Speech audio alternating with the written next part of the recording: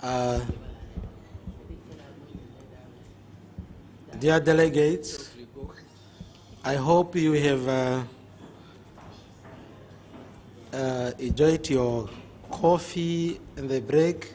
We are supposed to come back at 11:30, but since we are still preparing and we are done now, we can now start with the next item. You will note that we are going to skip other items in the agenda of yesterday. They've been removed. Item number 11, item number 12, they have been removed from the agenda. We are skipping that. We are now just going straight to the day. We are now starting the business of today, which is with item number 13, discussion of emerging issues. I'm now heading over to the Secretariat to discuss or to help us introduce the discussion. This discussion will focus on the topic illicit financial flows, the professionalization of size and inter-SAI regional groups, and global initiatives for sustainable development, that is the United Nations post-2015 agenda on Vision 23 by African Union. So the Secretariat, the floor is yours. Thank you, Mr. Chair. Delegates, the Secretariat would like to give a quick overview on this session on emerging issues. Just to let you know that these discussions have been introduced as an innovation to the Governing Board meeting. They have been brought forward because we think that the board meeting should go beyond its reporting duties and also start a strategic thinking process on emerging issues. The objectives of our session today is really to share with the board members and the delegates some insights on questions of values to our organization and also our environment, and to raise the awareness in that regard. Also to get some feedback on the relevancy of those questions or issues, and also see where we can go from there as an organization. For instance, do we need a decision, or what kind of involvement or action should we require from the organization and its members? For this year's session, as I told, it's an innovation. We have identified 3 themes. The first theme, as the chair just said, is the illicit financial flows in Africa. Since we are all aware of this issue of importance, we would like to know what role size can play and what are the ongoing initiatives on that matter. The second theme that we will address is, as it was said, the professionalizations of size and regions, because this brings us to the questions of our raison d'être as institutions, to know which standard we should apply and which role regions should play in that regard. And this will fit nicely with the discussions that are happening at this time at the inter-SAI level, especially at the CBC, where we will be able to have a representative of this committee to share with us his knowledge. The third theme pertains to the global initiatives for sustainable development. As we are all aware of, our environment is changing at a fast pace, and several initiatives have been launched to ensure that in the near future we can live in a more secured and well-managed place, continent, and environment. At the global level, we have the post-2015 agenda and the SDGs, and at the continental level, we have our Agenda 2063.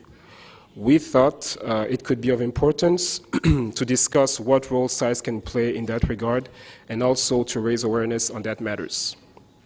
To lead us through those discussions, we will have 3 panels of subject matter experts from within our network and also from our partners who have kindly accepted to share with us their perspective, experience, and knowledge on the different topics.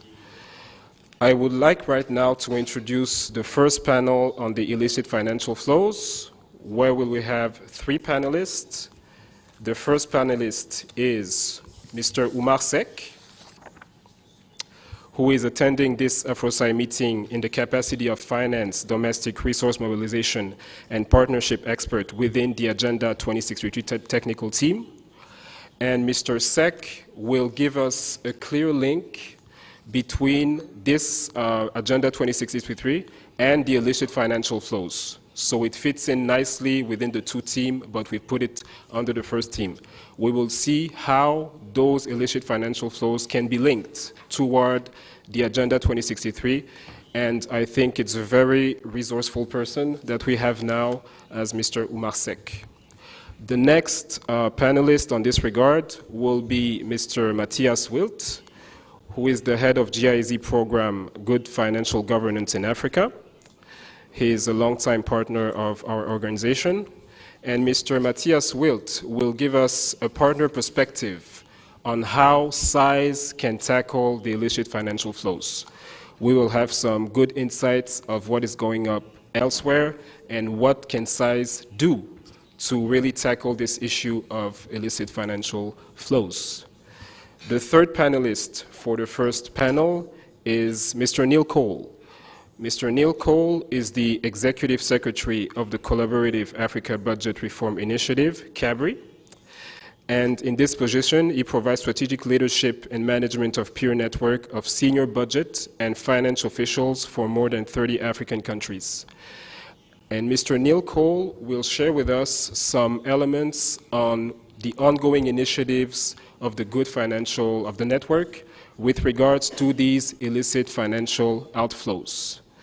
So without any further ado, I would like you to help me to introduce Mr. Umar Sek, who is our first speaker and will present the elements on the Agenda 2063 and the illicit financial flows.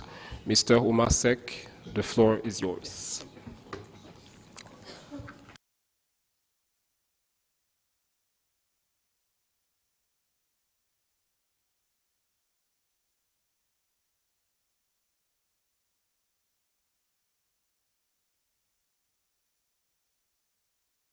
Oh, thank you very much.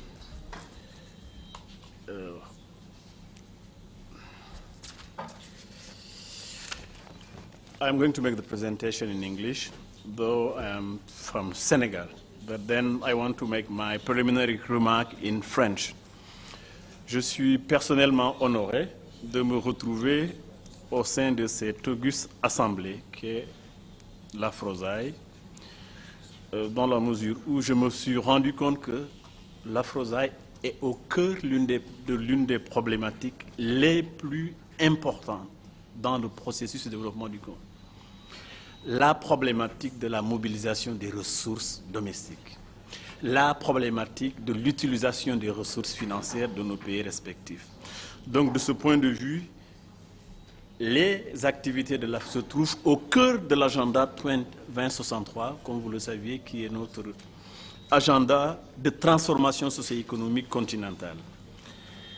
Alors, je veux également dire que les organisations en réseau, ou bien les organisations professionnelles comme les vôtres, en ce moment, sont au cœur des dynamiques de développement de plusieurs régions du monde.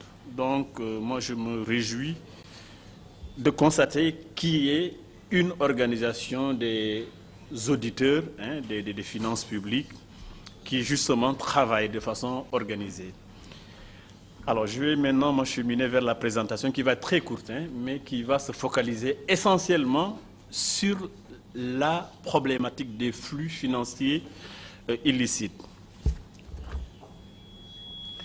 Now, the outline of my presentation is as follows. We'll put the context of this illicit financial by talking about Agenda 2060 financing, domestic resource mobilization, and partnership strategy.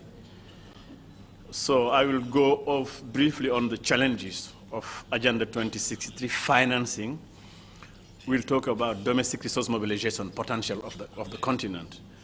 Of course, we'll look at the overall strategy for financing Agenda 2060 through domestic resource mobilization.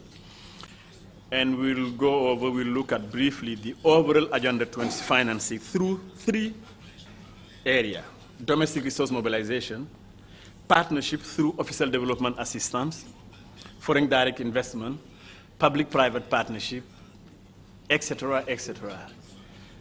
And the last one through access to the international financial market. Of course, and then we'll talk about illicit financial flow, brief definition of what it is, what is the magnitude, how it is impacting our continent, and what are the key drivers of illicit financial, and how we can tackle illicit financial flow. As we will see, people tend to confuse rational capital flight and illicit capital flight, which is more linked to illicit financial. We'll see how to address rational capital flight quickly. Now, as you know, Agenda 20C is the continental framework strategy for socio-economic transformation. I will put sustainable transformation. Now, as Chris, the rep of the African Union, will put it, you will see that Agenda 20 has a number of program areas, but also Agenda 20 has 12 flagship projects. These are transformational projects for the continent. And a number of issues has been raised toward the implementation of Agenda 26, including capacity, governance system, and how do you finance Agenda 2063.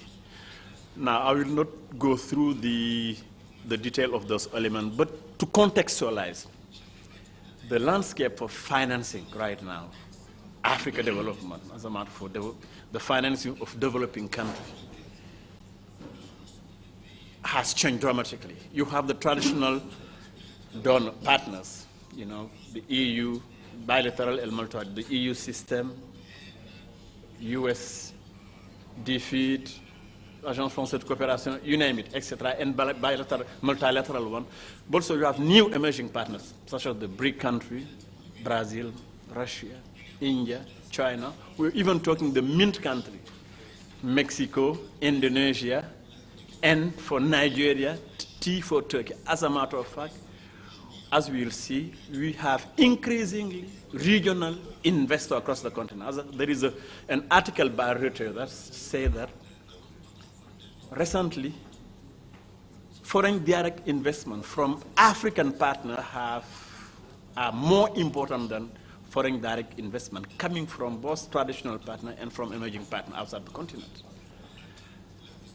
Now, you have those new partners, but also you have philanthropic organizations. You have some of international NGOs, et cetera, et cetera, et cetera. So the landscape for financing Africa development is very important. But what is also important is this domestic resource mobilization is becoming more and more important, though its potential has not been maximized. Now, in terms of Agenda 26 financing, we've come up with 3 levels of issue to address.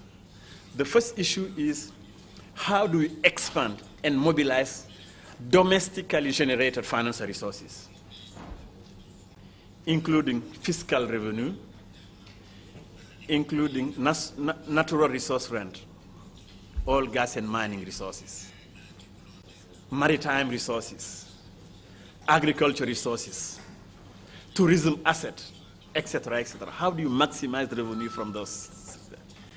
But also in terms of domestic resources, you also have to include household saving.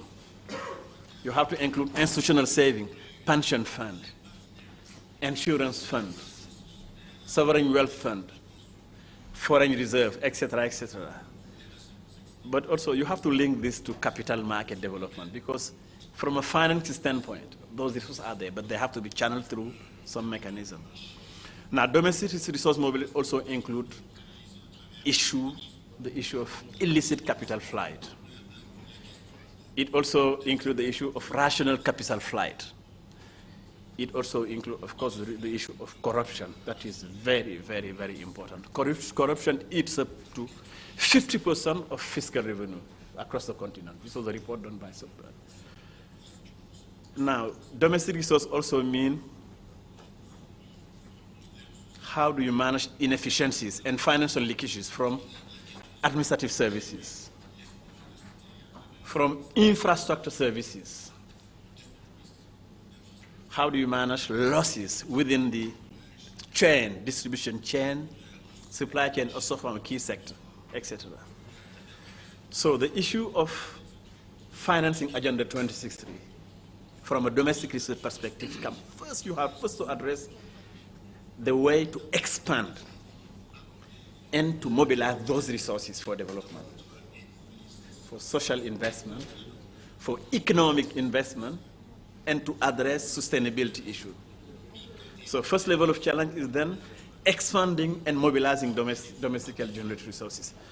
Now, as I said earlier, the issue is not about the resources. The resources are there. But you have to have the right financing vehicle or channeling instrument to channel those resources, those funds, into social project, environmental project, and industrial project, infrastructure project, etc., etc. Hence comes the issue of very serious issue of how do you make sure that you have the right vehicle to finance infrastructure development, to finance large industrial projects, to finance SME, to support social and sustainable development agenda, to address peace, security, and regional stability issue, to address political governance issue and rule of law, but also to address the budgetary issue of our regional bodies, including the African Union, regional economic communities, member states, and also organizations like you guys, like Afrozyme. You have so many organizations across the continent. So the issue of having those financial vehicles is as important as mobilizing it. And as you will see, this is one of the challenges for the continent, because to be frank, there is money. There is money in Africa, there is money in the international market. In terms of Africa, the issue is, do we have the right channel that can take those resources and put them into? In other words, Africa needs not only funds, resources, but also a more effective and inclusive means of channeling funds to where they can be most effective and where there is market failure in the allocation of those resources. So those channels include financial institution and market, financial instrument, and financial services. So this is the second level. How do you work toward those? And as you will see, Agenda 2060, the African Union, the African Development Bank, the NEPAD Planning and Coordination Agency, and even some of them have come up with new financing vehicles to address those market failure. But the issue is, how do you go about establishing them in a sustainable manner? So first level, mobilization. Second level of issue is intermediation. And the third level is access to finance facilitation. We were working on one continental project recently. In fact, it's an ACP project, Investment Bank, I was part of. We did the roadshow in Abu Dhabi, in Qatar, in Beijing, in Hong Kong, in, how do you call it, Washington, D.C., in Brazil. But one of the feedback that came out, okay, your people were here, but most of the time they've come up with project idea. Commercial finance does not finance project idea. Commercial finance finance bankable project.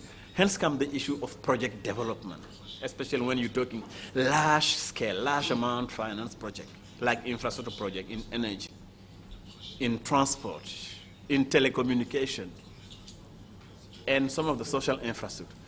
So it is the third level of challenge is, how do you make that as you facilitate access to finance? Do you have project development fund that help to bring infrastructure project idea or industrial project into bankable, stage? So then comes the problem of project development fund,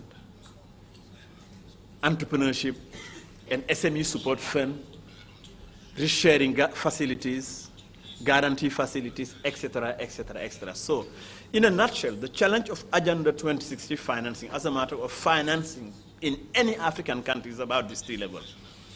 From a domestic resource standpoint, how do you mobilize domestic resources? How do you have the right vehicle to channel them into a project? Do you have access to finance facilitation measure? Now, in terms of potential of the continent, to be frank, in terms of potential, the continent has huge potential. But the problem is not about the potential. The problem is, how do you actually realize that potential? Now, if you look at the tax revenue, as I'm speaking to you, I think last year, if I'm not wrong, my colleague, Mr. will correct me, Africa total tax revenue has reached about 600 billion or even more. Now, if you know that we've said, as we said earlier, that 50% of Africa's tax potential is eaten up by corruption, which means the potential you can reach 1 trillion of tax revenue at the continent. You look at mineral earning, as you will see. I think in 3 years ago, total mineral earning was about revenue, fiscal revenue from about 168. Again, the same problem. We'll talk about illicit financial flow. It is very prevalent in the oil, gas, and mining sector. Now, if you address those issues, including illicit financial flow, as we will see, that eats up about 50 billion every year to the continent. It means that there is potential also to increase. You look at our international reserve. A study by the African Development Bank has revealed that about 2-3 years ago, the reserve level was about half a trillion, US dollar. Now, if we factor out capital adequacy, the continent have in excess of 165 billion each year that are investable into productive, socio-economically productive projects. So there too, there is. But the issue there is, do we have the right regulatory framework, policy? Can we give assurance to those national treasury that their resources will not be lost through inefficiency, poor project design, and also corruption? Now, you look at market capitalization of the continent. 2-3 years ago, it reached about 1.2 trillion. These are the stock exchanges that we have. Even there, it is suboptimal. If we work hard, we can have a high level of market capitalization. Now, private equity is the equity provided by private firm and individual. Right now, Africa has an emerging private equity market that is, to be frank, largely owned by foreign fund, by foreign investor. For the first time, you go to any major financial center now, or any major investment bank or investment firm, they have dedicated investment private equity fund toward the continent. Brazil has set up the BTG Pactual fund, 1 billion fund that is targeted infra and mining. I was in Abu Dhabi 2 years ago. Idea, we see the sovereign wealth fund of Abu Dhabi. They have about 720 billion fund, sovereign wealth fund. They have set up a dedicated Africa desk. One of the most premium investment bank in New York, Lazare Frere, has a dedicated Africa, etc., etc., etc. For the first time, those funds which were looking Africa from a risk-averse standpoint now have decided to invest into the country. But the problem is we are not seeing many African-owned private equity funds. What does it mean? It means that you have fund that is needed, to be frank, equity fund, that is investing in the most promising venture of the continent. Now, what we call the financial value addition, then the dividend, just go back to those, etc. So strategically, for our country, it is desirable that you have private equity fund that is owned by your whatever domestically to support the growth and the private sector development agenda of your country. In terms of illicit financial flow, as banking revenue, as we said, the banking sector across the continent is liquid. But the issue is, are they supporting the private sector in a significant way? Are they investing into the, how do you call it, SME sector or the microfinance sector? Are they supporting industrial investment? Are they supporting large infrastructure projects?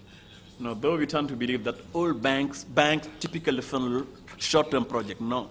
Banks have, I was a former of Citibank, banks have a stable level of funding that fund long-term projects. If you go to most of the African countries, commercial banks are financing industrial projects up to 5 years, sometimes even 10 years. Now, you come to illicit financial flow. Africa loses out at least 52 billion US dollars of illicit every single year. Now, if we address that issue, we can generate additional revenue for investment. Pension asset. You take the 6 biggest pension, the 6th largest economy of the continent. In 2010, they had pension reserve of around 260 billion US dollar. Now, it is projected that 6 countries, South Africa, I think Nigeria, Algeria, something like that amount will reach 622 billion US dollar. But the issue, they are not being channeled into investment for a variety of reasons, regulation, risk, etc., etc. Now you look at the insurance sector. Insurance penetration across the continent is about 3.5%, which means it is too low. Yet, the insurance market generated in 2013 about 72 billion of premium insurance revenue. But if you know that there is some relation between insurance assets, which means there is a lot of insurable insurance funds that are available for investment. You look at private sector levy. There is a study done by a high-level panel led by former President Obasanjo of Nigeria that has revealed that this is now in terms of financing our regional institution, that the African Union can generate about 700 million to 2 billion of investment if those results. Now, if you look at financial leakages, the wastages, etc., a study of the Africa Consortium for Infrastructure revealed that every year the continent loses out 18 billion of funds through inefficiencies, poor maintenance of our infrastructure, which means that if we improve, we can save those resources. Inter-African trade. Right now, inter-African trade represents about 12% to 13% of African total trade.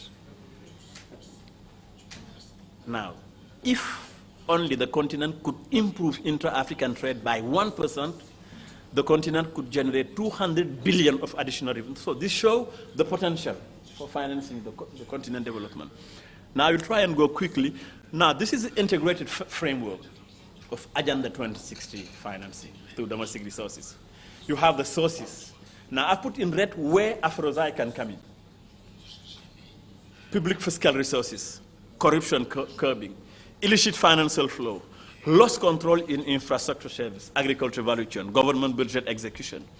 Now, if you come at access to finance facilitation level, you know, we have to meet certain standards of good governance, to attract some of the partnership, the, how do you call it, donor funding.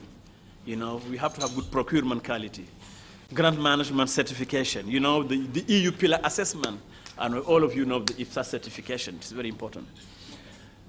Now, I want to quickly to look at the column in the middle, intermediation. Right now, the continent have also existing financial vehicle, commercial bank market, microfinance institution, development finance institution, insurance company, and stock exchanges. The issue is the level of finance they are providing is relatively small, so they need to be upscaled in terms of further capitalization, also to be capacitated in terms of risk management. How do you deliver financial services to the economic sector? Now, the continent has also come up with a number of new financing vehicles to be created. The issue is, how do you pragmatically set up those institutions? Non-commercial vehicle include the budget of the African Union, of Regional Economic Community. There is a big project to set up a women empowerment fund, etc. And how do, a project to set up youth empowerment fund, etc., etc. So overall, the continent has 3 levels of, in terms of strategy: domestic resources, partnership, and international financial market. So since we don't have time, I'm trying to rush. In terms of illicit capital flow, what does it mean? Illicit capital flow is capital that is illegally earned, transferred, utilized, and is either under-recorded or non-recorded. Unlike broad capital flight, which consists of mix of licit and illicit. Now, the magnitude, in terms of the magnitude, as I said earlier, there is a study that has been done. Over a 10-year period to 2011, the continent has lost about 400 billion through illicit finance flow, meaning on average of 42 billion every year. This is huge. Now, in terms of key causes of illicit finance include import that are not properly invoiced. This is one. Weak tax administration, the capacity of the tax administration in terms of auditing, regulation, and policies, etc. And of course, tax evasion through tax base erosion, that is licitly or illicitly done, through profit shifting that is done by foreign direct investor, through transfer pricing, via intracompany loan, consulting services, etc., etc., etc. Now, the issue is in terms of, from a capacity standpoint, do we, as auditor, do our economy, our national economy or regional, understand sufficiently those issues? So in terms of that, we also have weak technical capacity. When you're talking the oil, gas, and mining sector, it's not just about tax, it's also understanding the economics of the oil, gas, and mining sector. If you talk about maritime resources, understanding, etc. So in terms of key driver, you have policy dimension, then technical capacity and knowledge dimension, including public auditing, including AFROSI work. You have good governance, transparency dimension, including public auditing standards, very important for it. Now, in terms of policy recommendation for capital flight and illicit financial flow, you have awareness-based policy. People have to be aware that this is damaging African economy. And the worst thing that you are having assets that you are literally dilapidating, not only for the actual, but also for future generation. So you have awareness-based policy that can include AFROSI, that include ATAF, network organization like, AfriPac, etc., CABRI, etc. Now, you have awareness, the second level of policy, prevention-based policy. In terms of policy, I don't want to go into the detail. Now, you also have repatriation-oriented. For the first time, some of though timidly, Western countries have offered to support African countries to try and recapture those stolen or illicit flows. You also have, of course, international cooperation, because without international cooperation, you cannot reclaim those assets.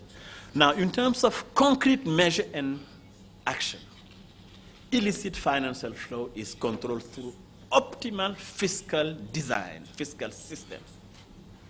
Now, I don't want to go into the detail of, some of these colleagues will talk about what do we mean by optimal. Okay.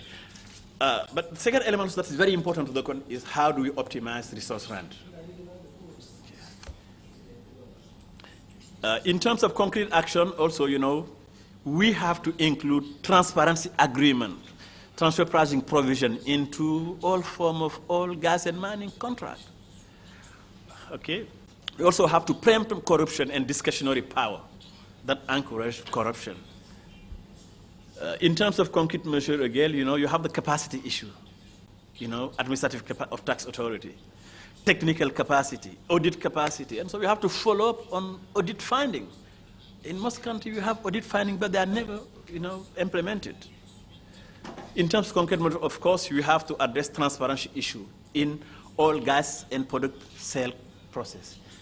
Now, there is this recent study that has revealed 10 of the 10 oil-producing countries.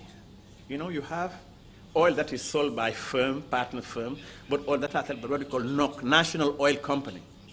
Now, those all have sent over the last 3 years to 2013, about 250 billion worth of oil revenue. But you know what? Most of those countries was done in a non-transparent way by the same firm. This is shocking. Those are issues that we should address.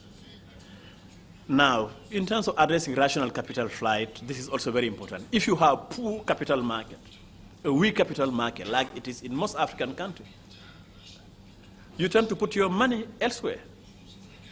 So to address rational capital flight, you have to have strong legal, political, investment climate, etc., but you have to have a financial market that works, both in terms of depth and width.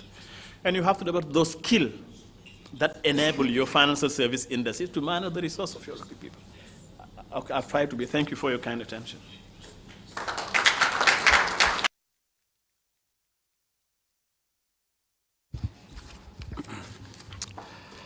Merci beaucoup, Oumar, pour cette brillante présentation. au cours de cette présentation sur le lien entre l'agenda 2063 et les flux financiers illicites au niveau du continent. Certains aspects ont été abordés, comme la différence entre la fuite de capitaux et les flux financiers illicites. C'est très important de faire cette distinction. Et on a vu également l'impact que cette fuite de ces flux financiers illicites avait sur la croissance potentielle du continent. D'autres éléments ont également été apportés en ce qui concernait notamment les perspectives qui pouvaient exister pour adresser ce problème. Nous allons passer au deuxième exposé pour des contraintes de temps. Ce que nous allons faire également en ce qui concerne les questions, après la première série de 3 panélistes, on pourra prendre des questions avant d'aller à la pause. Et maintenant, nous allons passer au deuxième exposé qui sera celui de M. Matsas-Wild, que nous avons introduit tout à l'heure, et qui nous présentera bien évidemment la perspective des partenaires sur le rôle que les ISC peuvent jouer en rapport avec les flux financiers illicites. Parce que nous avons d'abord vu ce que c'était que les flux financiers illicites et l'impact que ces flux financiers illicites avaient sur le développement potentiel de notre continent. Mais il est important maintenant que nous, en tant qu'ISC, sachions ce que nous pouvons faire. Et de ce point de vue, nous avons sollicité des partenaires pour qu'ils nous présentent leurs perspectives dans ce domaine. Donc je vous demande également de m'aider à introduire M. Matsas-Wild qui va faire sa présentation. Merci Mathias. Thank you, Mr. Chairman, for your kind introduction. I feel deeply honored and also overwhelmed to be here to speak about the development partners' perspective on illicit financial flows. Just as a brief disclaimer, I'm heading the program on good financial governance in Africa, which is financed jointly by the German government and by the EU, and I'm working for GIZ. But whatever I say here is my personal capacity, so please don't hold the German government or the EU accountable for what I'm saying here. So, when I was tasked with the question, what could development partners contribute? What we are doing, or our mandate as GIZ is to contribute in terms of content to the solution of pending issues. I think you could summarize that as, first of all, we try to inspire a rethinking. Our pleasure is that we work with African specialists that are highly trained. So on the technical level, we very often cannot so much contribute. What we can contribute is to inspire a rethinking in situations where problems arise that should be solved. Secondly, what we can contribute as international organization is providing examples. Illicit financial flows is highly technical, as you know. So what we can bring in is examples for solution from different countries or different regions. And third is, most of the knowledge for solving issues is here in the room. So what we can contribute is establishing platforms for exchange and help solving questions. Thanks to Umar, I can be very quick in the definition of illicit financial flows.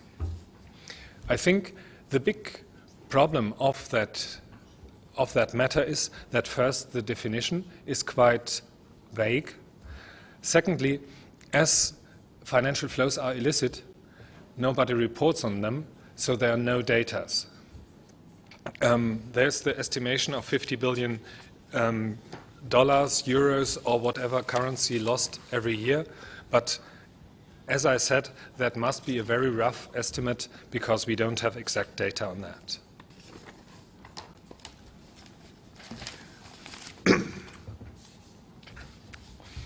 I think I can also be quick on that. Illicit financial flows, the reason of of discussing illicit financial flows is that the hypothesis is that the money is foregone and could be better invested in Africa. And this has been confirmed by the Mbeki report, which you have introduced us, and also taken up by international initiatives like the OECD initiative on base erosion and profit shifting. Challenges in tackling illicit financial flows are quite broad. First of all, by definition, any illicit financial flows involves at least two countries. It must be something international. Secondly, the matter of tackling illicit financial flows also implies within a certain country different actors. That makes the matter quite complex. It is not one organization that is responsible for combating illicit financial flows. It's always an interplay of different actors within one country or even among countries. As you can see, there's a list of institutions here, like the financial administration, including revenue authorities, the SAIs, which we will speak a bit more into depth, but also prosecuting agencies and anti-corruption agencies and judiciary are involved wherever the matter arises. I think an additional challenge is that we are not talking only about public sector, but also private banks are involved. Coming now a bit closer to the role of SAIs, you can see here that we see that as a triangle.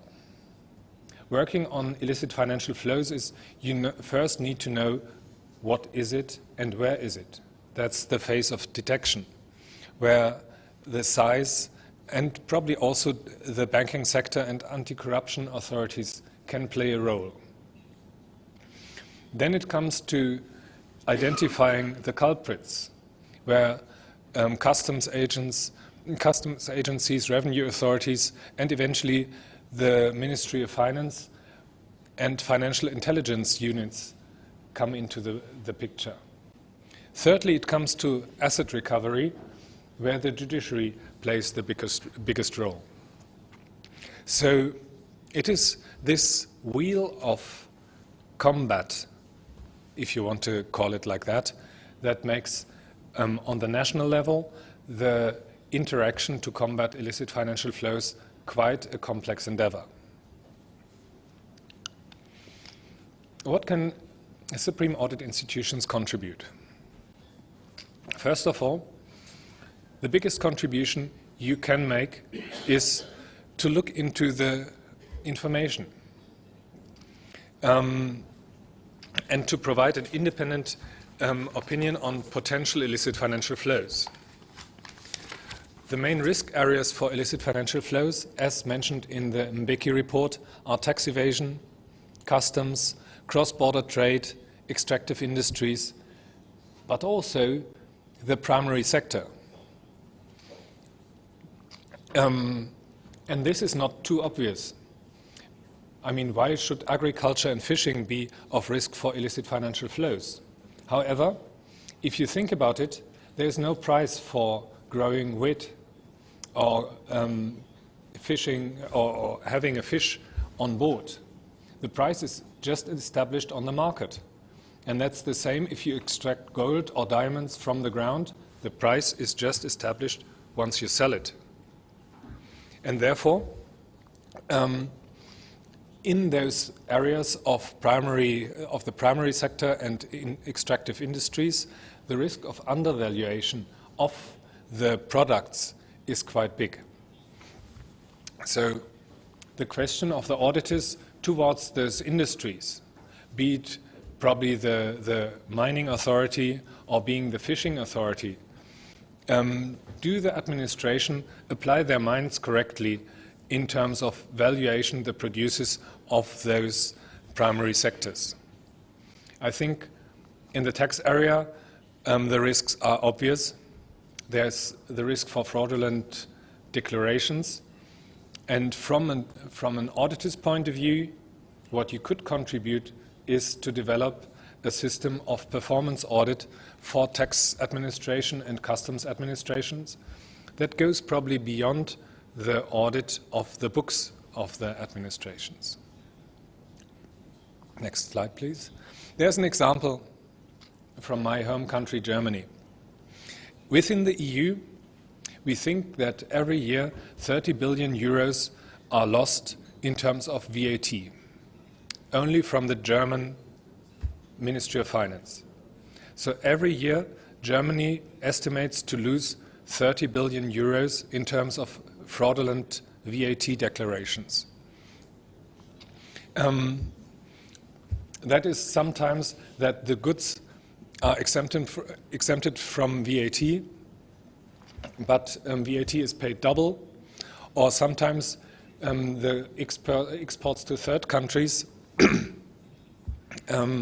some goods are exported VAT-free, but the VAT is, the receipts would not state that they are exported VAT-free, so exporters get a double refund for VAT. For an exporting country like Germany, the foreign revenue is potentially very high, and I think the 30 billion that are estimated is another estimate as yours, Omar. There is no data on tax fraud. You can't find data on tax fraud, but crossing data here and there, you come to 30 billion every year. What the German Bundesrechnungshof, the German Supreme Audit Institution, did in the last years is to look for 10 years into the VAT system. They were looking into, are the databases of the tax administration established correctly? Are they kept at the latest status? And is the tax administration up to speed in terms of communicating with the VAT declarers? Secondly, there was the matter of joint audits. With Belgium and Netherlands, there was a parallel audit with a focus on prevention, detection and prosecution of VAT between Germany, Belgium and Netherlands. And they came up with a joint report. When I prepared this speech, I thought this is sort of a similar process like the Lake Chad audit that has been conducted by the WGEA, and where you have been playing a very strong role in coordinating the efforts. So one of the suggestions would be probably for next year to think about, if you want to think about, is there something in for a joint audit or for some joint audits for exporting countries within Africa to look into cross-border trade and cross-border taxation. A second layer or a third layer, if you want to say so, of the Bundesrechnungshof was also to look into exports to third countries. So how would German tax authorities communicate with third countries? And that follows very much the international tax agenda, where the exchange of information between tax authorities is very highly debated currently. On both of that, the Bundesrechnungshof provided altogether 10 reports, spread over 10 years. I've just mentioned here like 3 reports of VAT and 1 special report on sales tax revenue, but that is a combination of at least 10 reports over 10 years. You can see here VAT fraud within the EU. The Bundesrechnungshof has developed very strong recommendations to the Ministry of Finance and to the tax authorities. For example, some of the smaller companies are just deleted from the register after they get the refund. So they first get the VAT refund, a big one potentially, and then they deregister, and tax authorities are not quick enough. And I know this is an issue also for some African countries. When I've been working with the Tanzania Revenue Authority, the delisting or deregistration of companies was a very strong item, especially for medium-sized companies. So one of the recommendations of the Bundesrechnungshof to the tax authorities was to look into how to harmonize the data within the EU. That might also be an issue for harmonizing databases, for example, in East Africa or in some economic zones. Next slide, please. A similar endeavor has been started by the Cour des Comptes de France. As you know, France has some overseas areas, and therefore the trade of France is much more prone to go into tax havens. So the Cour des Comptes has done a very intensive audit on international tax evasion in 2013. So you can see also sharing databases was one of the key recommendations. So why shouldn't tax authorities exchange their databases in order to make their cooperation much more effective? What I can contribute here is there is for combating illicit financial flows, if you look at it from the point of view of an Auditor General's office or the Supreme Audit Institution, there is the international dimension and there is the national dimension. You are probably in the best situation to identify the gaps in the system, but in order to identify them, the necessity is to cooperate with the relevant authorities on the national level. And for the international level, as I said, I think joint audits are a very handsome and effective instrument to not only curb illicit financial flows, but also to contribute to the discussions on the EU level what the role of SAIs in curbing illicit financial flows could be.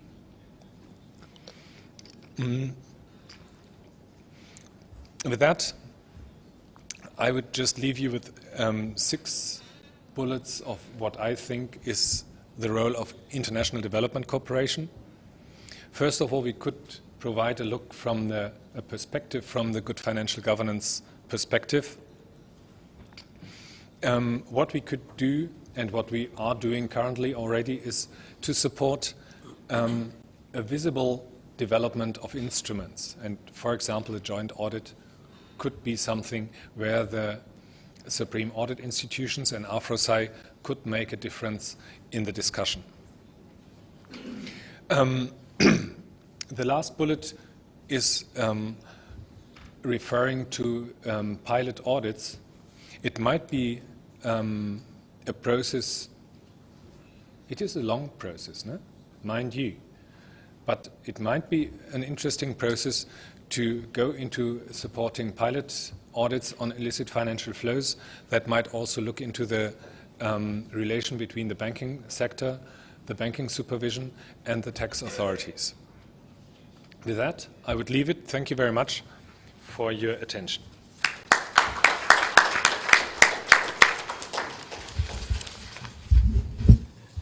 Merci beaucoup, Mathias, pour cette présentation sur la perspective de nos partenaires, sur le rôle que les ISC pourraient jouer dans la lutte contre les flux financiers illicites, qui est venu en complément de la première présentation que nous avons suivie. Et il a vraiment été possible de relever les exemples qui nous sont fournis par d'autres ISC, d'autres modèles. Nous avons vu le cas allemand et également ce qui s'est produit en France et aussi les domaines dans lesquels les ISC pourraient se focaliser pour aller dans le sens de la lutte contre les flux financiers illicites. On a parlé de la fraude fiscale, bien évidemment, en rapport avec la TVA. Et on a également vu tout le potentiel qu'il y avait pour permettre aux ISC de travailler en commun, puisque, comme tu l'as si bien relevé, lorsque nous parlons de flux financiers illicites, nous faisons appel généralement à 2 États. Donc ça met en lumière plusieurs acteurs et ça donne la possibilité pour des audits conjoints au parallèle, et tu as également fait le parallèle avec l'audit du lac Tchad. Comme nous avons dit, pour des contraintes de temps, nous allons prendre les questions à la fin de la première série de présentations et nous allons maintenant passer la parole à M. Neil Cole.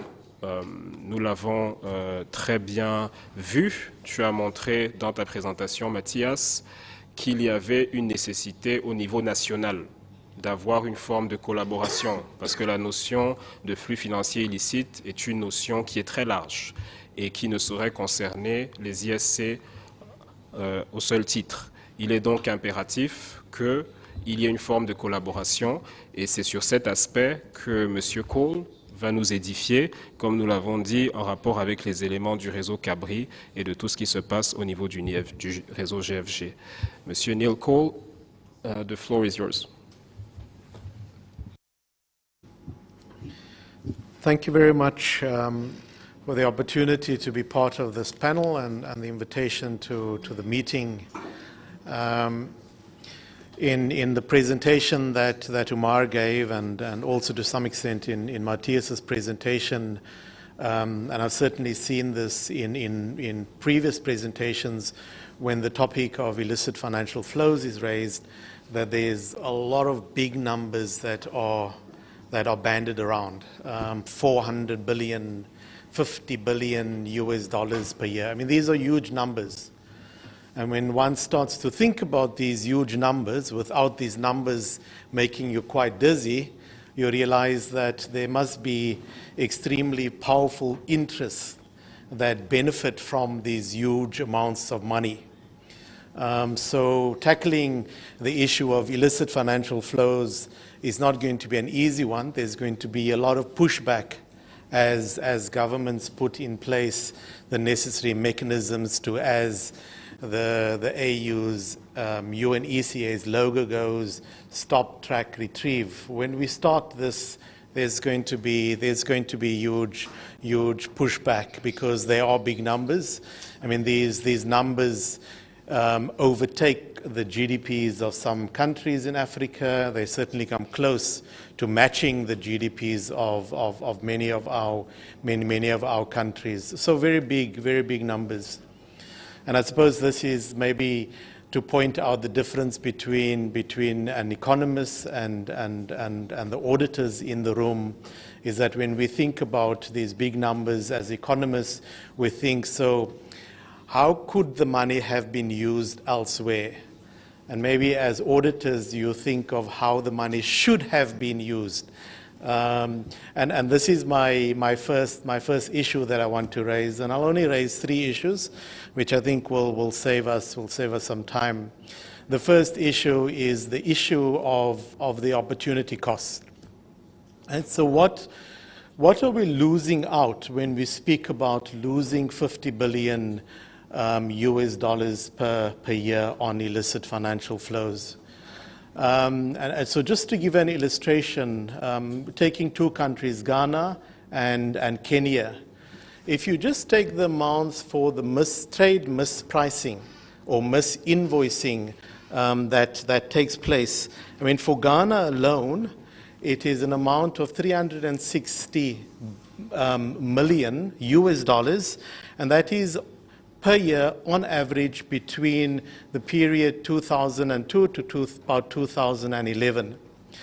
Now, if we were to now look at that number and see how that amount could have been allocated to public spending in Ghana, by just taking one sector, the health sector, for instance, an MDG shortfall that was calculated for Ghana was an amount of 76 million US dollars.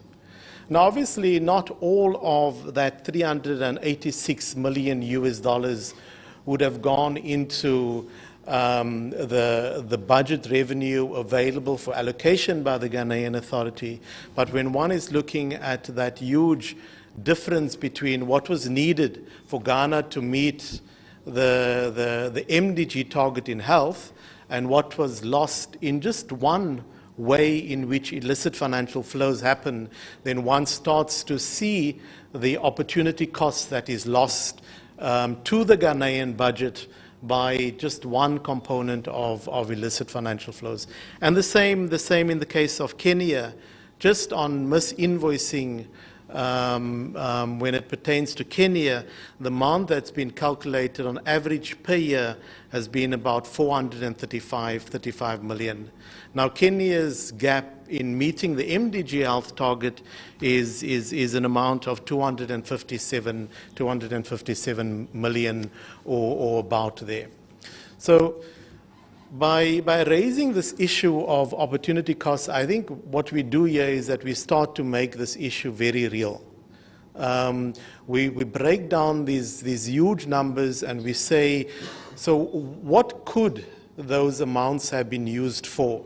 In addition, obviously, to domestic investment, to the building of roads, to the expansion of the building of new factories, etc. A large part of that amount is being lost to the budget, right? For allocation to health, to education. And this is maybe an area where I think more work needs to be done so that these big numbers become more real in terms of what they could have been allocated for. But I think that we also need to be careful when looking at how these amounts could have been used for, but looking at what is the state of the way that we allocate money in our budgets, right? In terms of the scarce resources that we are allocating, are we achieving optimal allocation? And are we receiving an optimal return in terms of the allocations that we are making with the money that we have currently? I mean, we are aware in the work that CABRI does that many countries, African countries, have the challenge of linking plans, policies, and budgets. And it's not just about the amount of resources available. It is about how the systems are strengthened that ensures that the budget is allocated to priorities. And once you've allocated the budget to priorities, how do you ensure that the budget that has been allocated has indeed been used on the purpose that it has been allocated for? And that is also where the audit officers come in. So we certainly need to be looking at, alongside this very ambitious plan to stop, track, and retrieve, we should at the same time also be looking at how do we improve and strengthen within our allocation and accountability processes, how we strengthen the systems so that if this money or additional money was to become available, how do we ensure that we can efficiently allocate this money and ensure that there is effective spending of the resources that we currently have, but also on the new resources.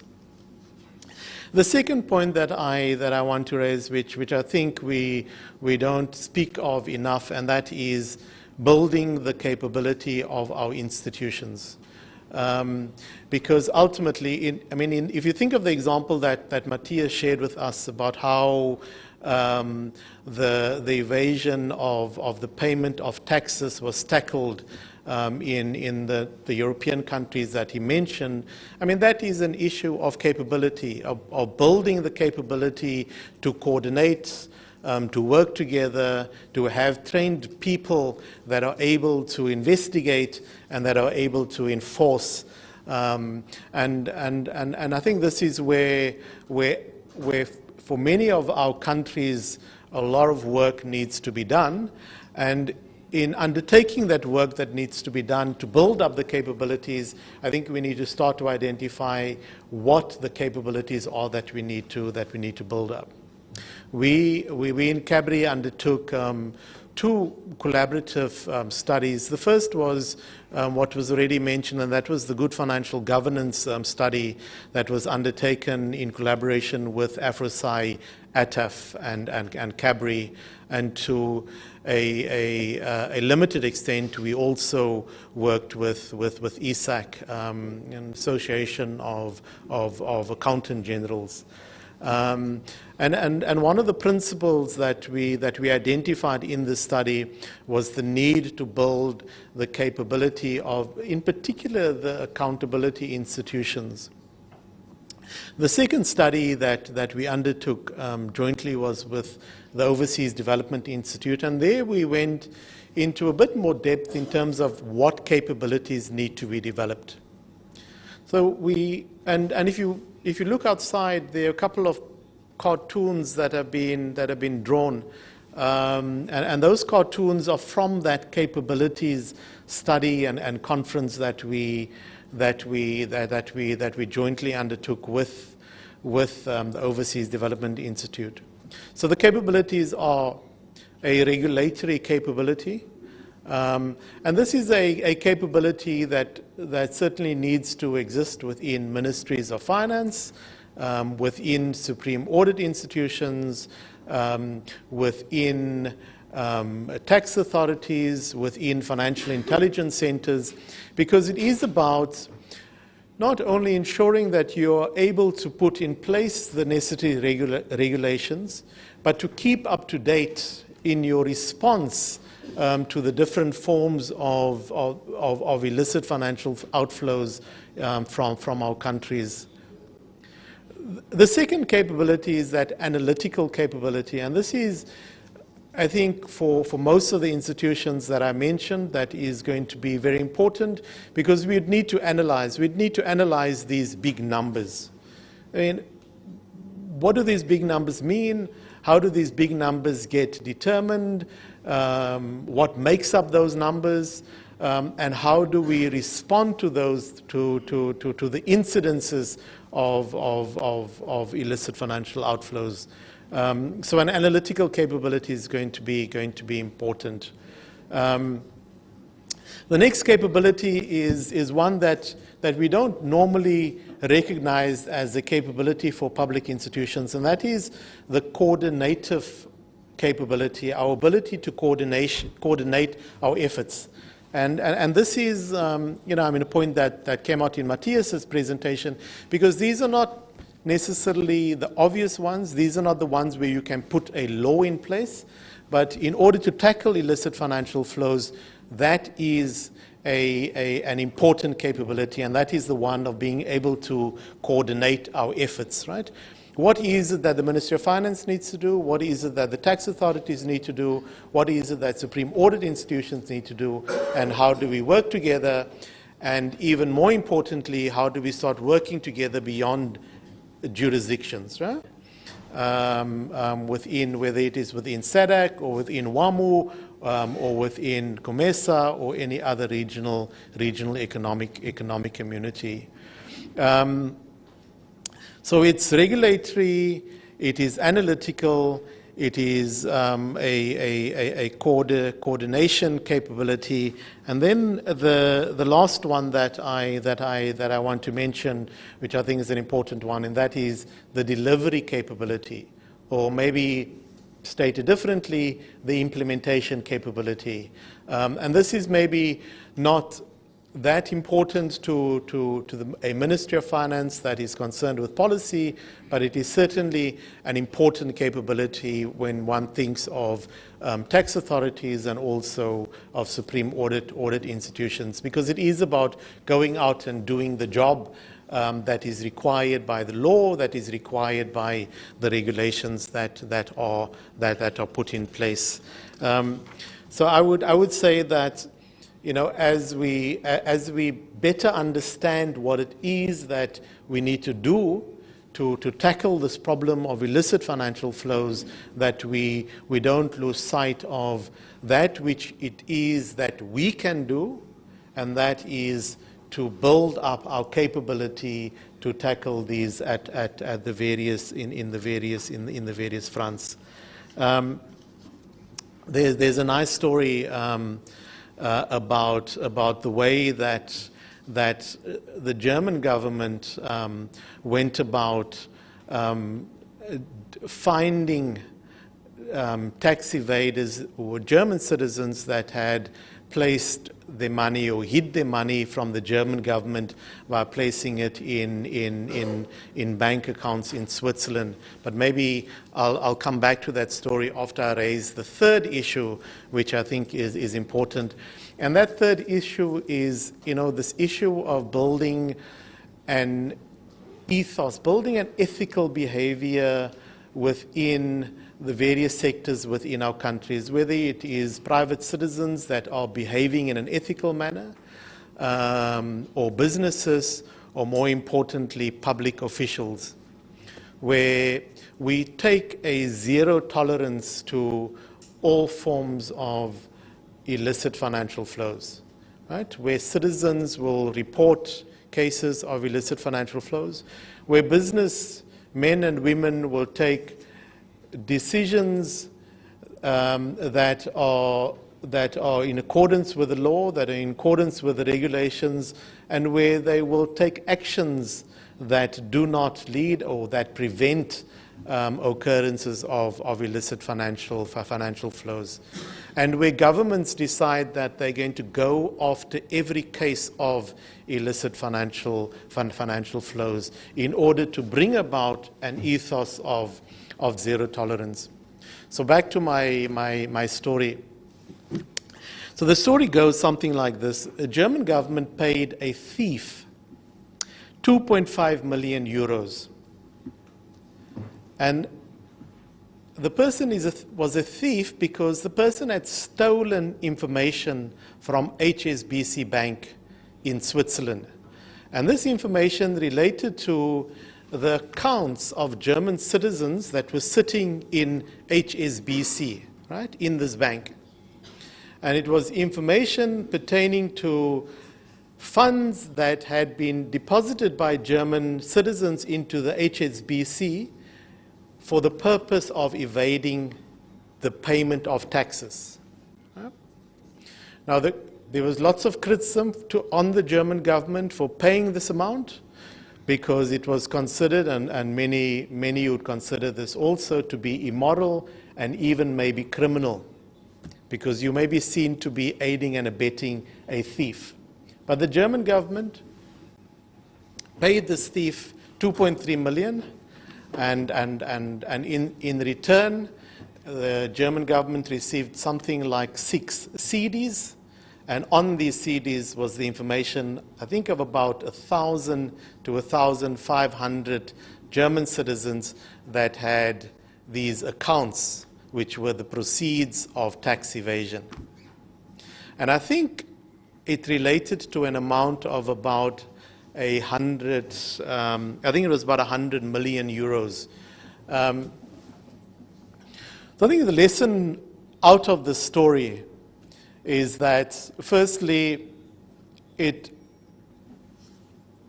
brings out the lesson of a position of zero tolerance, that we will do everything in our power as an administration to go after anyone that has committed an offense that has resulted in funds flowing out of our borders illicitly. And what has happened, and Matthias will back me up on this, what has happened as a result of the German government taking that action was that compliance levels, or the rate of compliance, has now increased remarkably. And incidences of illicit financial flows has reduced remarkably, because there was a clear indication, a clear message that we will take a zero tolerance approach to this. But the second lesson out of that is the lesson of capacity, which was my second issue. You do need capacity in order to investigate these cases, because a 6 discs containing information is going to be of very little value to you if you're unable to audit that information, if you're unable to follow up in your investigations, and if you're unable to track where these people are and where some of the other accounts may exist. So I think that is a very nice story, because it points out quite clearly these three issues that I think are not spoken of enough, and three issues that I think we need to pay a lot more attention to, and those are the issues of what are we losing in health, education, and other investments because of illicit financial flows? What is the institutional capability that we need to put in place in order to stop, track, and retrieve? And thirdly, what can we do to build and strengthen the ethos of zero tolerance for any case, irrespective of who is the person that has committed these incidences of illicit financial flows? Thank you very much.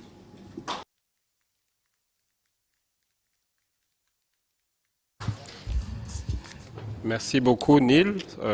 Cette présentation a également permis d'élargir la perspective et nous a permis également de voir toujours la complexité de cette notion et surtout de la ramener à des considérations très pratiques. On voit qu'il y a des montants importants qui sont impliqués, mais après, on ramène ça à trois considérations très pratiques. Le coût d'opportunité, ce qu'on perd avec ces flux financiers illicites, la notion ou bien le besoin d'avoir des capacités suffisantes pour répondre à ces problèmes, et ensuite, bien évidemment, la problématique éthique que cela pose. Et cela a été très bien présenté par Neil, et on a donc pu voir le caractère fondamental que cette problématique a pour nos différentes institutions aujourd'hui et ce qu'il y a lieu de faire. Maintenant, c'est vrai qu'on est un peu avancé, mais après ces discussions extrêmement intéressantes, avant d'aller à la pause, nous allons quand même donner la possibilité aux membres de l'assistance de poser quelques questions, et nous allons prendre une série de questions auxquelles les panélistes pourront bien évidemment répondre. Donc nous allons prendre une série de... Combien de questions? 3 questions d'abord, 3 interventions, et puis ensuite nous allons voir et aviser. Merci.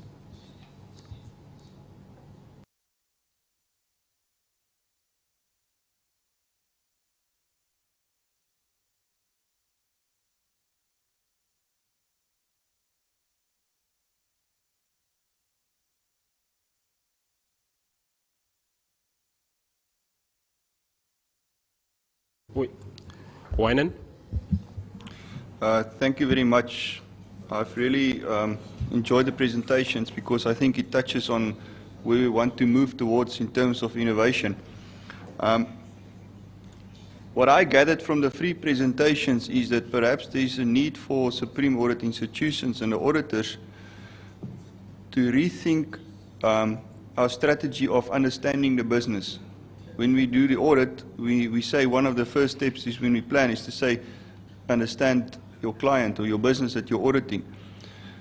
But what I've gathered is that the business is ever increasing. It's not just the account balance or the amounts on your balance sheet and your income statement that we must audit. We must audit what is ever is in the public interest.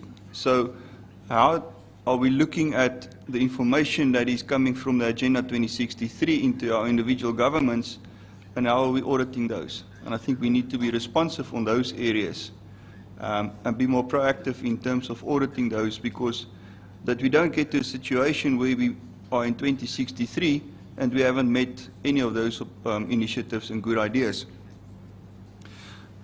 On the concept of illicit financial flows, in terms of the Thabo Mbeki report, if I remember correctly, they estimate that at least 60% of the outflows involve large commercial companies, and that those money are flowing to developed countries.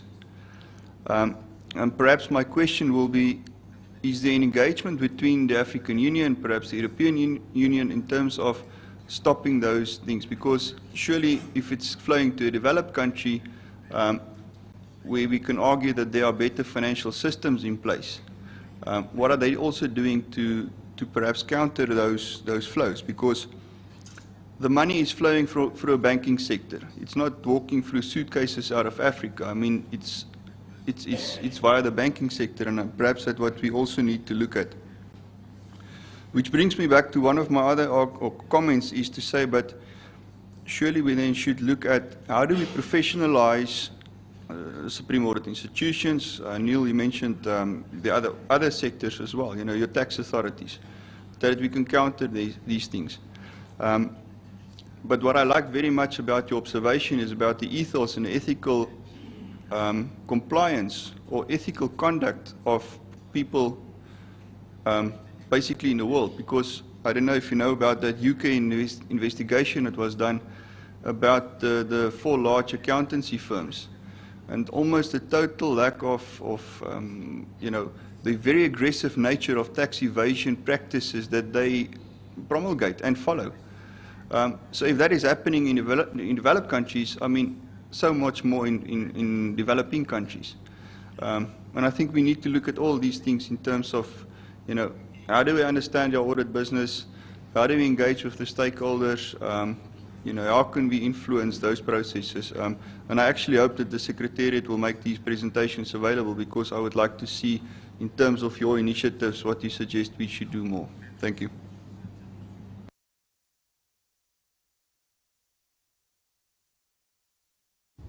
Yes, Mr. Makweto.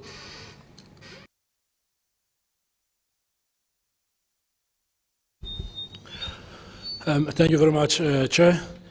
I think that the matter that is being discussed now, it's clear that it's not one of those things that happens because there are administrative inefficiencies. It's something that is rooted in how things happen, because you are now bringing to the center people who are seriously powerful, who are doing this not because they are wanting small change, but some of them, they actually fund serious projects around this thing, whether they are militias and all those type of things. So what I saw in this report when I had looked at it was also the commitment from other players within the system to study and understand this. And I think for us it's still perhaps too early to even think about what audit interventions, because we also need to understand this, you know, to have a very good idea about what it is, where it's coming from, because clearly if you are examining the records of a particular administration where there are many complex commercial transactions that have been designed with a view to diverting the funds, because the funds will not always hit your shores, they will be transferred elsewhere via those complex commercial contracts and that type of stuff. And I think that's where, from our point of view as Supreme Audit institutions, is to take baby steps, because this thing is gonna go beyond this generation before it is firmly taken care of. And I think we need to also commit to say we really are in an understanding phase, but that understanding phase must go along with the suggestions that were made. You need to work with the tax authorities to understand how they deal with issues of cross-border taxation matters and that type of stuff, and work with many other agencies. I mean, you think about issues like, for example, if you load a container of primary products, who knows what is in that container? As a matter of course, you know, because even the contents of what is in that container is not something that we ever think of when we do our normal audit work, because you might find a container full of A, but the repatriation of proceeds is something else, which is completely out of line with what was originally in the container. So the expertise of customs officials and other related agencies, and I think this thing is not just, perhaps maybe size have got a probably small percentage, I would say, in relation to other players that might bring this thing back. But I think we probably are, it's too early, I think, to even contemplate issue of what audit procedures to perform or planning in our, you know, understanding the business and that type of stuff. I think the journey is a long-term journey that will have to be an investment so that other people who will make the firm decisions to reverse this will have a strong foundation from which to act. Because I see a lot of complexities and the kind of stuff that gets people sometimes disappearing as a result of all of these kind of things, because these are not small numbers, these are not small issues, these are things that create mini states and that type of stuff. So I think we need to just understand that context and the bigger picture. And of course the reality that on the private sector stroke commercial side of it, there are other people who ought to also bring their own insights into this, because I pay 20 million or 5 million for a tax opinion as a tax consultant, not because I want to clarify the tax principles, but I want to find an elegant way of diverting $150 million elsewhere. These are not easy stuff like an invoice that is missing from the admin finance department that all of us must look for and stuff like that. So I just thought I'll say that, and perhaps while I have the floor, Chair, and say cheers to everybody, because my flight is about to disappear in an hour and a bit. Thank you very much. Thank you, Mr. Makweto. We also have Mr. Ngulakia, who has a question. Thank you. Bien, merci bien. De toute façon, voilà une question qui devait nous permettre franchement d'échanger pendant plus d'1 heure, 2 heures, parce que c'est une question très importante. Et puisque nous sommes dans la phase des questions, je voudrais en poser une dans le cadre de la tolérance zéro et par rapport au rôle des IEC. Alors, je voudrais donc savoir qu'est-ce que les pénalistes proposent comme solution en ce qui concerne les IEC qui n'ont pas de compétences juridictionnelles. Je m'explique. En ce qui concerne l'IEC du Gabon, par exemple, qui est une Cour des comptes, différente de la Cour des comptes, par exemple, de France, nous, lorsque nous auditons, lorsqu'on découvre des irrégularités, nous pouvons donc extirper ces irrégularités de notre rapport d'audit et pour en faire des questions préjudiciables, donc pouvant être jugées par la Cour des comptes, par la formation de jugement compétente, sous forme, par exemple, de gestion de fait. Alors, maintenant, pour les autres, à caractère un peu anglo-saxon, qui n'ont pas donc ces compétences juridictionnelles, qu'est-ce que vous proposez pour qu'il n'y ait pas de tolérance zéro? Merci.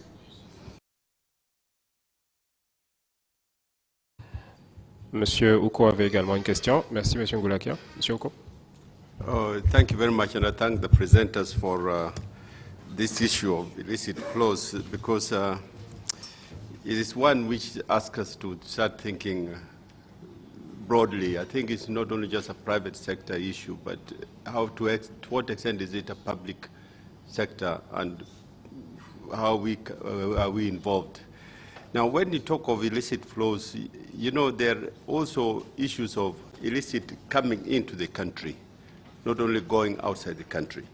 Now, when it's coming into the country, it's coming through our ports, through our airports. And through our airports, then we have structures which are state structures, which are actually our mandate to audit.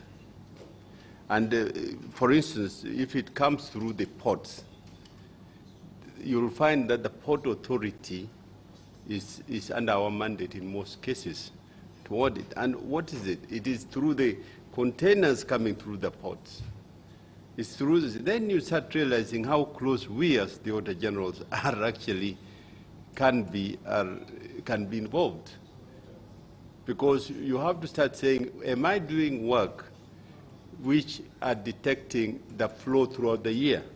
because it's no longer just coming to do at the end of the year or when you're auditing your ports authority, you're only auditing the balance sheet.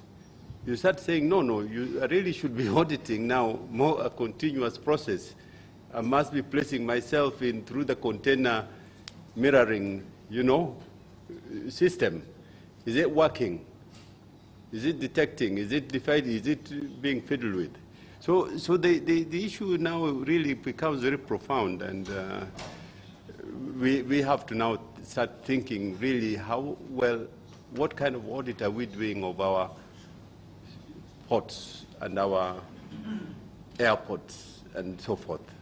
And so therefore, I'm just saying that might not then call a change from the way we plan our work, the way we then ensure that we are strategically positioned to be able to do a continuous detective work. Thank you. Thank you for this comment. Mr. Kanjeke, Chair. Thank you for the presentations. We have learned a lot. I would like to suggest that this information on illicit financial flow, the information, even the presentation here, it would be good if they can be shared with the chairperson of the working group on, inter-side working group on fight against corruption and money laundering. The chairperson of that inter-side working group on fight against corruption and money laundering happened to be a member of our a member of AfroSci. In fact, the president of AfroSci, the SAI for Egypt, is chairing that working group. It has got two committees. One is chaired by German, and another one is chaired by Poland. So currently they are working only on the fight against corruption and money laundering until INCOSAI 2016. After INCOSAI, they are going to work on money laundering. So I think this information will be important. They are going to recommend to INCOSAI that they continue then with the other part of money laundering. I'm saying this because I'm also part of that working group. Namibia is a member of that working group. So I think it's very, very important if this information can be shared with the chair of that working group. Thank you. Very good suggestion, Chair. So I will now leave the floor to the panelists to answer the first questions. Matthias?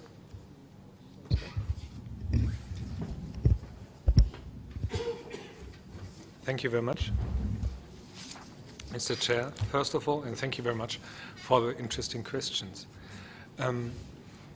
I can first of all share that I feel we need to know more.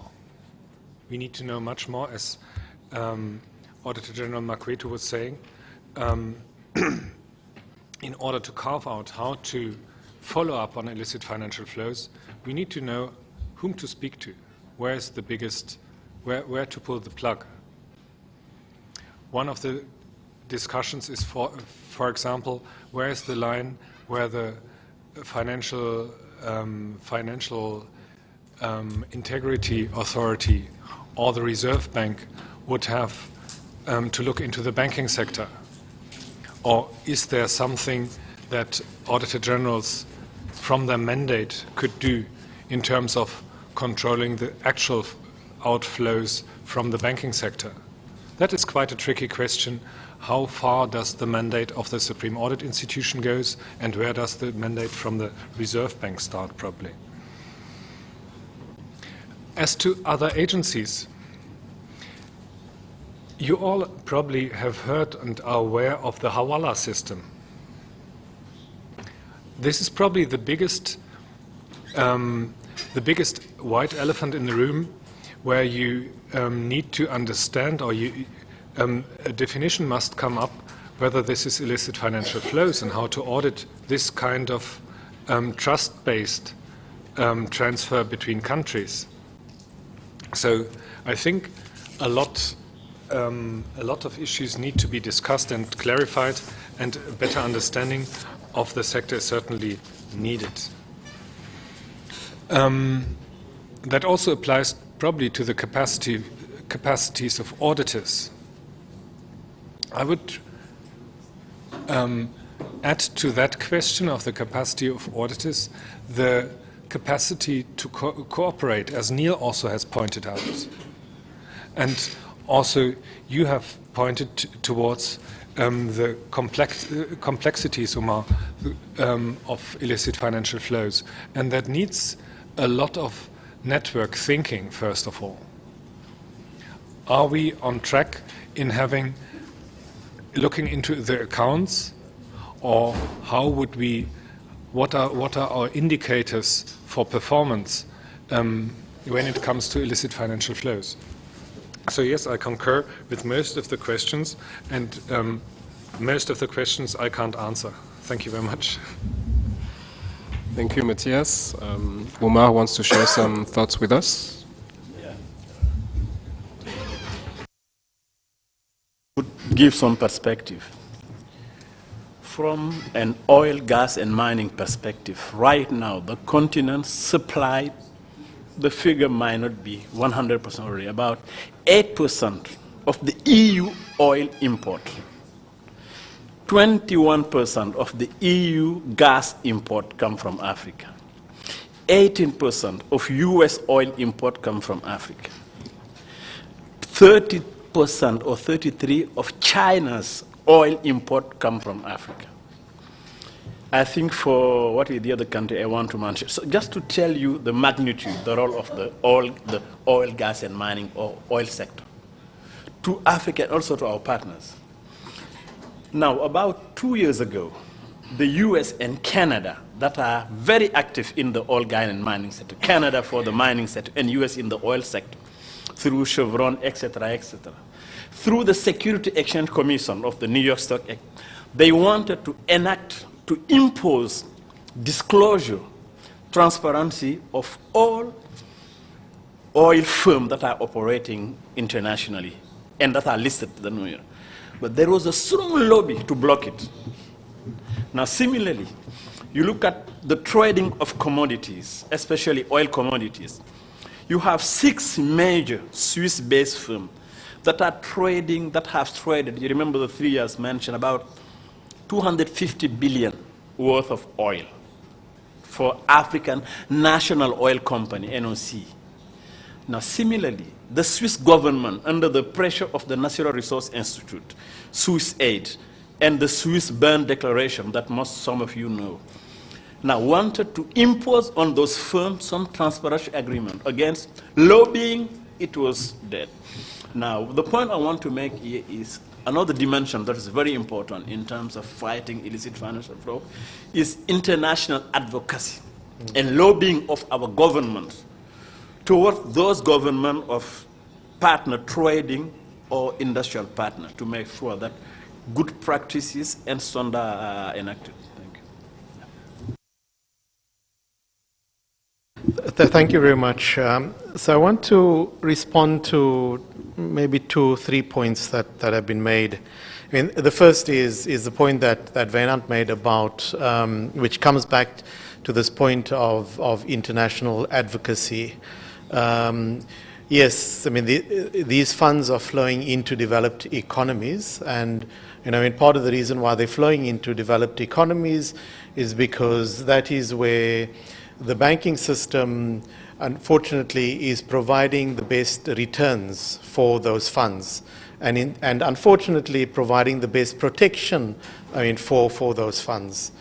So yes, the lobbying, the advocacy, the working with those administrations is important, but it is far from what is going to be required to reduce, to stop illicit financial flows. I mean, think of illegal smuggling of rhino horn.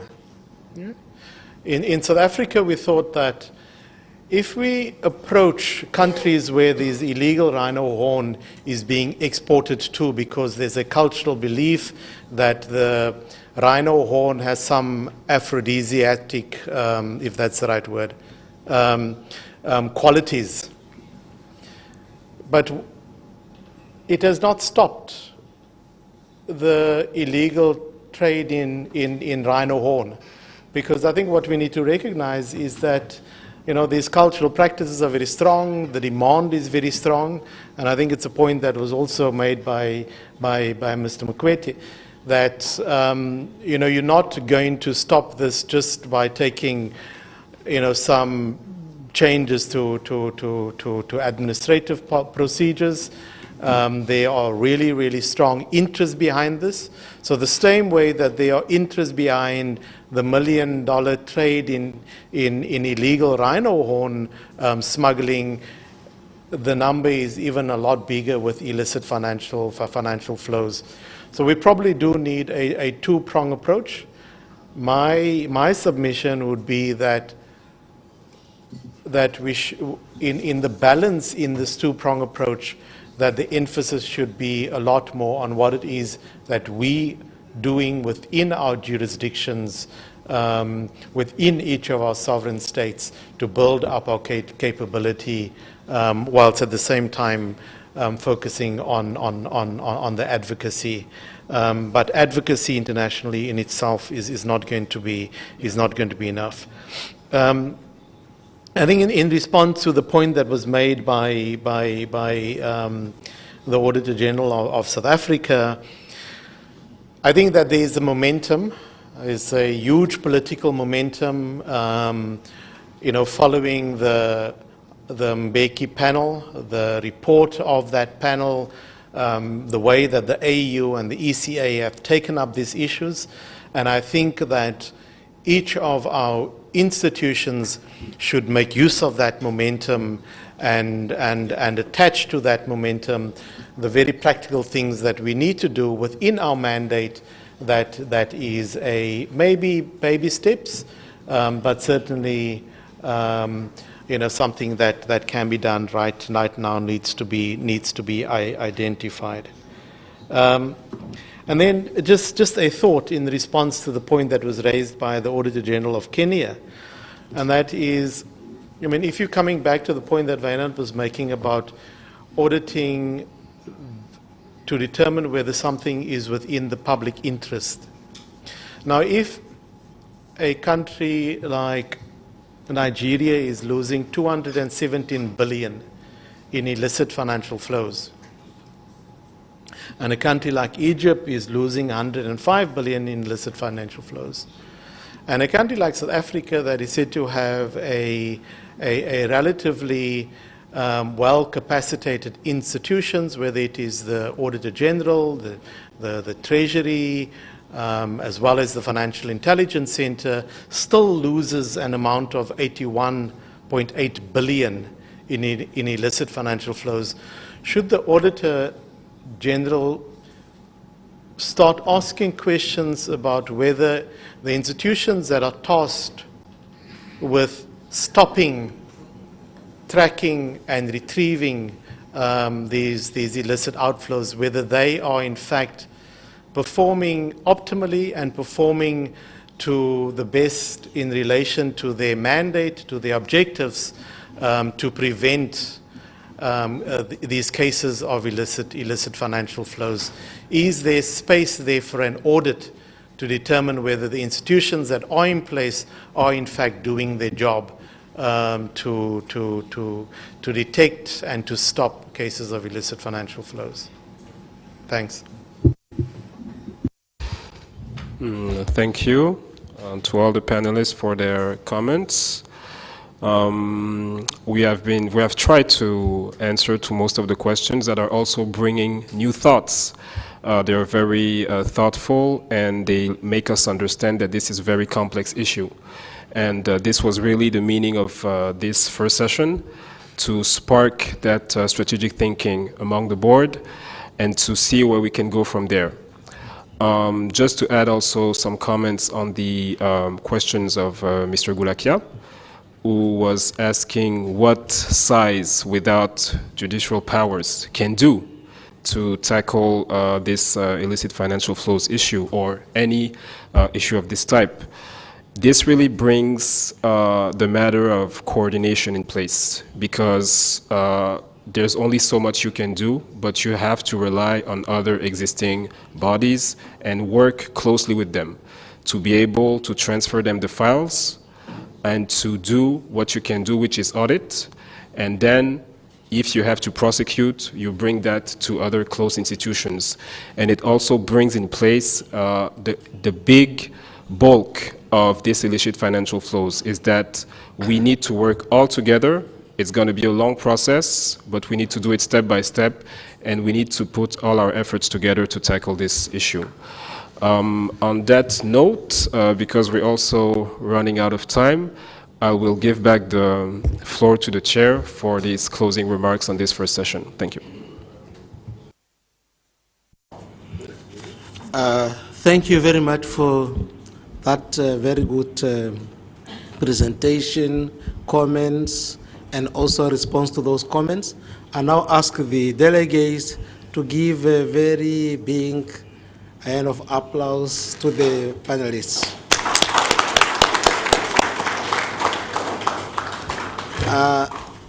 We are now going for lunch. We are now out. We come back 2:30. We only have very short items. In fact, only 2 items. One of them is just to deal with